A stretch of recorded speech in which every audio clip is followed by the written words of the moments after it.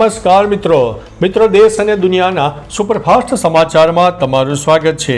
ડાકોરમાં ધામધૂમથી યોજાયા તુલસી વિવાહ। રણછોડરાયજીના વરઘોડામાં ભાવિકો બન્યા હતા જાનૈયા। ડોક્ટર રાજસ્થાનમાંથી બેઠા સુરતના બંગલોમાં ઘૂસેલા ચોરને પકડાવી દીધા। ચોરીનો પ્લાન નિષ્ફળ કરી દેવામાં આવ્યો છે।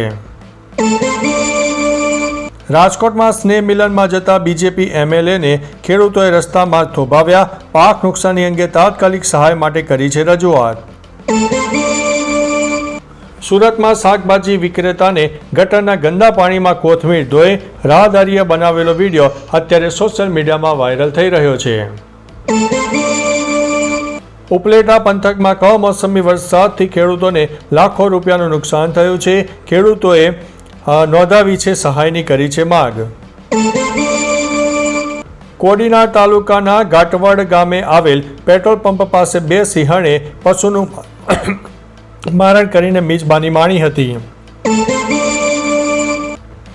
ખેડૂતો માટે ટૂંક સમયમાં પાક નુકસાનીનું સહાય પેકેજ જાહેર થશે।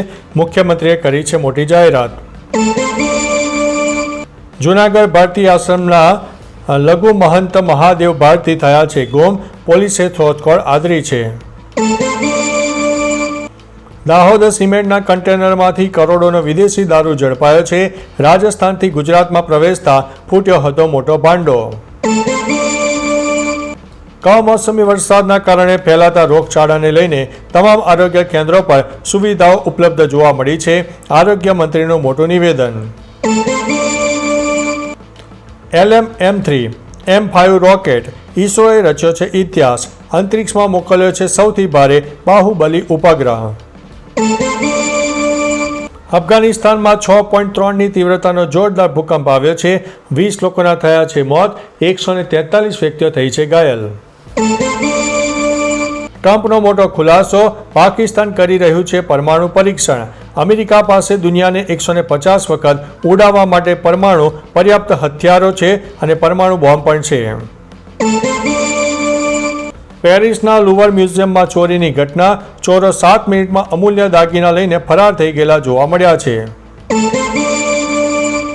પાકિસ્તાને અફઘાનિસ્તાન સાથે 48 કલાકના યુદ્ધ વિરામની કરી છે મોટી જાહેરાત। બલુચિસ્તાનમાં પાકિસ્તાની હવાઈ હુમલામાં 6 લોકોના થયા છે મોત।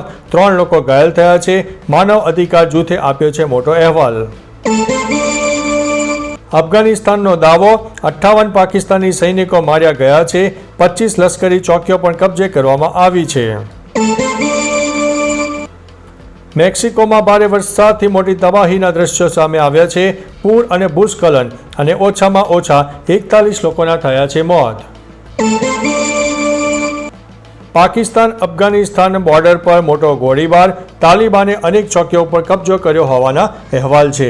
તો ચાલો મિત્રો, ફરીથી દેશ અને દુનિયાના સુપરફાસ્ટ સમાચાર લઈને મળતા રહીશો। ત્યાં સુધી અમને રજા આપશો।